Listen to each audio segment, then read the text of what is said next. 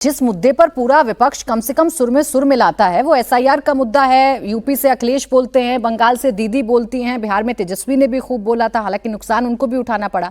ये जो रैली है, एक लाइन सिर्फ जोड़ दूंगा, ये जितनी पॉलिटिकल पार्टियां हैं वो एसआईआर का विरोध सिर्फ इसलिए कर रही हैं क्योंकि जो घुसपैठिए मुस्लिम वोटर इस देश में विभिन्न प्रांतों में आकर के अपना वोट बैंक बन करके भारत के नागरिक के तौर पर खड़े हो गए हैं, उसको पकड़े जाने का डर है और उनको वोटर लिस्ट से हटने का डर है। उसकी सुरक्षा की गारंटी मैं तो इस रैली की बात कर रही हूं। ये जो रैली है जो कांग्रेस ने आज रामलीला मैदान में बुलाई है, विजय जी, यहाँ किसी साथी को कांग्रेस ने नहीं बुलाया। यहाँ इंडिया गठबंधन का कोई दल उनके साथ नजर नहीं आएगा। वो अकेले हुंकार भरना चाहते हैं इस वोट पर, इस पूरे मुद्दे पर। यानी वो इतने श्योर हैं कि हमें ही माइलेज मिलेगा, हम ही हैं जो इसके हीरो बनेंगे। और इसका क्या नतीजा है वो बिहार में सबने देखा है। देखिए, राहुल जी का ये शुरू से इशू चल रहा है एसआईआर को लेकर, लगातार बात वो करते रहे। और ये कहना कि वो इशू नहीं है, तो संसद में तो 2 दिन जब सरकार ने एक नया नाम दिया चुनाव सुधार चर्चा का, तब भी एसआईआर पर ही चर्चा होती रही। और विपक्ष को छोड़ दीजिए, राहुल गांधी का इशू तो कमज़ोर इशू है, या उनको इसका देखिए, एक तो चुनाव से समझ कोई वो नहीं है, ये इशू नहीं होता तब भी क्या कांग्रेस जीत जाती क्या? आप ऐसा समझते हैं कि राहुल गांधी वोट चोरी का इशू छोड़ देते तो बिहार में जीत जाती? वो इशू नहीं है ना, वो अलग है। चुनाव जीतना हारना अलग इशू है, लेकिन वोट चोरी को अगर सबसे सीरियसली लिया है किसी ने तो वो बीजेपी ने लिया है राहुल गांधी के बाद। कैसे? इसलिए क्योंकि अब तो उनको नेहरू की वोट चोरी याद आती है, इंदिरा की वोट चोरी याद आती है। नेहरू की वोट चोरी क्या है मैं उस पर चर्चा नहीं करता, वो तो अलग बात है। लेकिन आपने राहुल गांधी के कोई चीज़ को आप पिकअप करते हो जब आपको लगता है कि ये कुछ ट्रैक्शन दे सकता है। अगर वोट चोरी इशू नहीं है तो बीजेपी ने इस नारे को क्यों लिया वोट चोरी को, कि नेहरू प्रधानमंत्री कैसे बने? क्या वो वोट चोरी है? वैसे भी उसमें नेहरू का तो कोई रोल नहीं था, और था कि नहीं था, लेकिन वोट चोरी की जगह आप कुछ भी कह सकते थे। इंदिरा का जब फैसला आया हाई कोर्ट का, इंदिरा गांधी का, आपने उसको भी वोट चोरी कहा। ठीक है, इसका मतलब बीजेपी को लगता है कि वोट चोरी सीरियस इशू है। तो मुझे लगता है 2 लोग हैं, बीजेपी, राहुल गांधी और अमित शाह, जो समझते हैं कि वोट चोरी सबसे बड़ा इशू है। इसलिए सरकार संसद में वोट चोरी पर बड़ी तरीके से बसती रही। उनका हम एसआईआर पर चर्चा करेंगे, चुनाव सुधार पर चर्चा करेंगे, वोट चोरी पर चर्चा नहीं होगी। हाँ। ठीक है, अब अभी कहा गया कि भाई इनके पास है क्या जो चुराएंगे। ये वो पार्टी करी जिसके पास 50 साल तक 20% वोट नहीं था। 50 साल में जिस पार्टी के पास 20% वोट शेयर नहीं हुआ, वो किसी पार्टी को कह रही है कि आपके पास क्या है। आज भी उनके पास 99 है।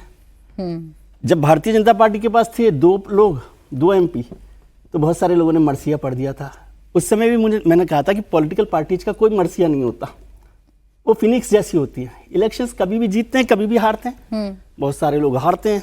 2004 का मुझे याद है, वाजपेयी जी, अडवाणी जी जैसे बड़े नेताओं के बाद लग रहा था कि कोई जीत सकता है, लेकिन कांग्रेस जीत गई। और 2014 में बीजेपी तो सोच भी नहीं रही थी कि पार्टी जीत सकती है। तो ये मुद्दा क्या चुनाव जिता देगा? नहीं, चुनाव जिताने का इशू नहीं है। आप यही तो मैं कह रहा हूं कि चुनाव जिताने का इशू थोड़ी है, लेकिन इशू है, और उन्होंने उसको इशू को जिंदा रखा है। बहुत सारे लोग, अब यहां तो कांग्रेस की स्ट्रेटेजी होगी कि भाई हमारा इशू है, सबको लाकर मैं खड़ा कर दूंगा, तो फिर वो रायता बन जाएगा। तो अपने इशू पर वो चल रहे हैं, हमारे नाम के आगे लिखा जाए कि हमने ये मुद्दा उठाया है। और ये भी हो सकता है, मैं इससे इनकार नहीं करता कि हो सकता है उन्होंने सब सहयोगी दलों से बात की, उन्होंने कहा भाई तुम ही चलाओ अपने आप। मतलब मैं इससे भी इनकार नहीं करता, लेकिन वो उनका चल रहा है। लेकिन ये, और इसका चुनाव जीतने हारने से कोई संबंध नहीं है, क्योंकि मैं ये समझता हूं, इसको उल्टी तरीके से कह रहा हूं, इससे चुनाव नहीं जीत रहे। ये छोड़ देते तो क्या चुनाव जीतते वो,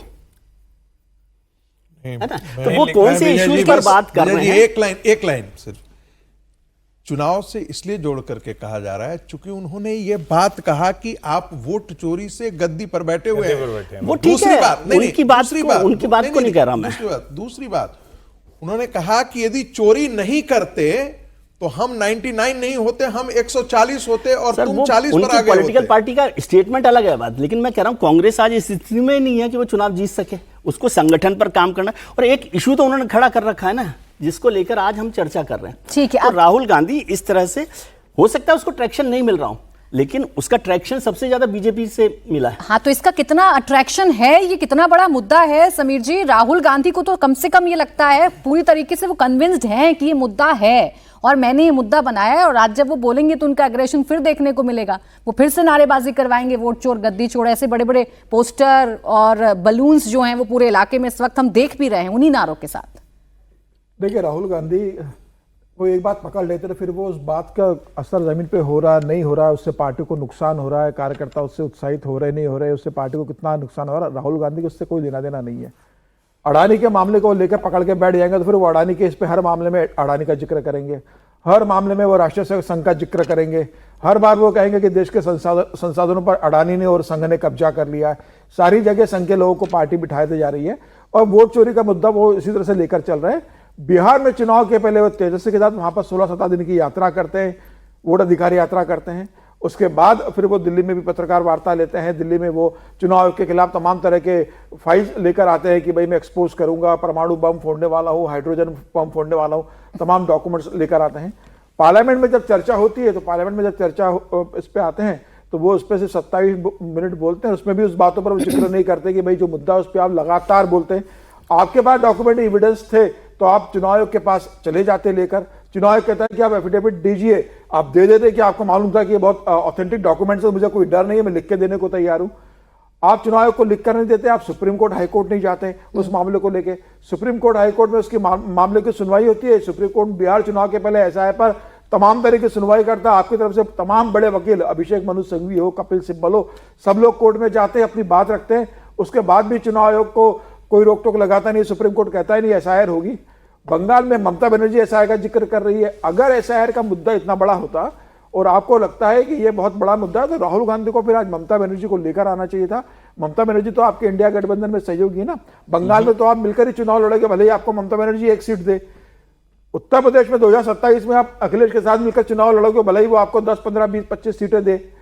तमिलनाडु में तो आप डीएम के साथ मिलकर चुनाव लड़ोगे ना अभी आने वाले दिनों में। केरल में तो अभी पंचायत के चुनाव हुए, इसका परिणाम आया जहां भारतीय जनता पार्टी ने बहुत बेहतर प्रदर्शन किया, हालांकि यूडीएफ ने भी अच्छा प्रदर्शन किया है। वहां राहुल गांधी कह रहे हैं हम सरकार बनाने जा रहे हैं, तो वहां क्या अपने गठबंधन के सहयोग को लेकर राहुल गांधी वोट चोरी की बात यहां पर करते हैं। एक भी गठबंधन का सहयोगी इंडिया गठबंधन का आपके साथ मंच पर नहीं है। और अभी सौरभ भारद्वाज तो और भी बड़ी बात बोल रहे थे, वो तो कह रहे थे कि भाई अरविंद केजरीवाल ही वोट चोरी से हार गए। अब उन्होंने भी नया शिकवा छोड़ दिया कि वोट चोरी करिए राहुल गांधी, हमारे अध्यक्ष हार गए वहां पर अरविंद केजरीवाल, तो आप आम आदमी पार्टी को बुला लेते। तो आपके साथ इंडिया गठबंधन का एक भी सहयोगी स्टेज पर नहीं है और आप कह रहे हो कि वोट चोरी का मुद्दा है, देश का मुद्दा है, इंडिया गठबंधन का मुद्दा है।